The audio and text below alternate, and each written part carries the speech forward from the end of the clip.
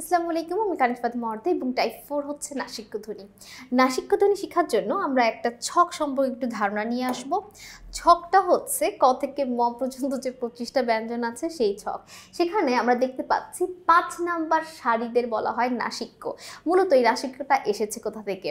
আমরা কিছু ধ্বনি, তোমরা কি ছোটোকালে কখনো ডাক্তার খেলেছো বা কখনো নিজেদের মুখে টর্চ লাইট মেরে দেখেছো যে আমাদের মুখে কি কি আছে বা আমাদের দাঁত কয়টি? এগুলো কখনো যদি করে থাকো তোমাদের দেখার কথা যে আমাদের গলার ঠিক এই জায়গাটাতে একটা ঝুলন্ত মাংসপিণ্ড আছে।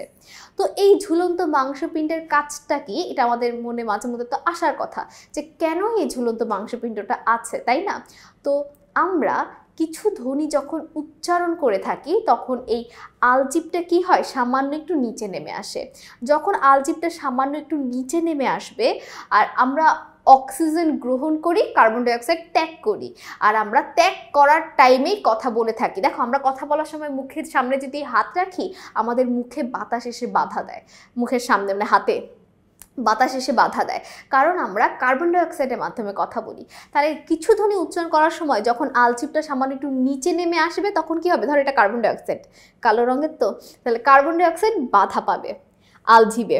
এখন আলজিভে বাধা পাওয়ার পর তার পক্ষে তো আর সম্ভব না ফুসফুসে আবার ফেরত যাওয়া, কারণ ফুসফুস তো অক্সিজেন ছাড়া কিছুই গ্রহণ করে না, সে কার্বন ডাইঅক্সাইড ত্যাগ করে কিন্তু গ্রহণ তো করে না। তাহলে এখন সে ফুসফুসে, ধরো আলজিভে বাধা পেয়ে সে তার ফুসফুসে ব্যাক করতে পারতেছে না, ঠিক আছে, ধরো আলজিভে বাধা পেয়ে সে তার ফুসফুসে ব্যাক করতে পারছে না, তাহলে এখন এই বাতাসটা কোথায় যাবে? তো আলজিভের ঠিক উপরে এখানে আমাদের নাকের ছিদ্রের অংশটা, নাকের ছিদ্রটা আছে, ঠিক আছে, এই জায়গাটাতে আলজিভের এখানে নাকের ছিদ্রর কানেকশন যেখানে যায় নালীটা, তো সেজন্য তখন ধ্বনিগুলো নাক দিয়ে উচ্চারিত হয়। অর্থাৎ যে সকল ধ্বনি উচ্চারণের সময় আলজিভ সামান্য নিচে নেমে এসে বাতাসকে বাধা দেয়, যার ফলে বাতাস নাক দিয়ে উচ্চারিত হয়, সে সকল ধ্বনিকে বলে নাসিক্য ধ্বনি, নাক দিয়ে উচ্চারিত ধ্বনি, ঠিক আছে। তো বাংলায় নাসিক্য ধ্বনি হচ্ছে 5টি: উম, নিয়, মূর্ধন্য, দন্তন্য, ম। এবার আমরা দেখি আমাদের প্রশ্নে কি বলা আছে।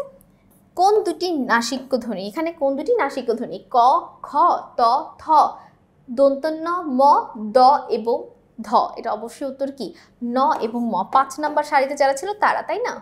এরপর দেখো, ম এর পরে যে কোনো বর্গীয় ধ্বনি থাকলে ম ধ্বনিটি সেই বর্গের নাসিক্য ধ্বনি হয়।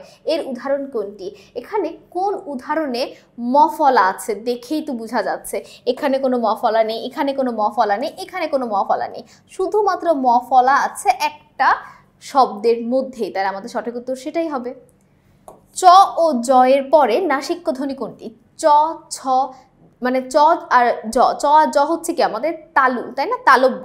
তাহলে নাসিক্য ধ্বনি কি হয়? তালব্য হয়, কারণ চ জ হচ্ছে তালব্য, তালু দিয়ে উচ্চারণ করতে হয়। উচ্চারণের স্থানও আমরা দেখে এসেছি এই ঠিক ছকটা, যেই ছকটাতে আমি তোমাদের নাসিক্য চিনালাম সেই ছকে কিন্তু উচ্চারণের স্থানও লেখা ছিল। কোনগুলো নাসিক্য ধ্বনির উদাহরণ? আমরা জানি 5 নাম্বার সারিতে যারা থাকবে, অর্থাৎ উম, নিয়, মূর্ধন্য, দন্তন্য, ম। খুবই সহজ প্রশ্ন, তাই না বলো? তো সকলকে অসংখ্য ধন্যবাদ আমাদের সাথে এই টাইপটি করার জন্য। আসসালামু আলাইকুম, আল্লাহ হাফেজ।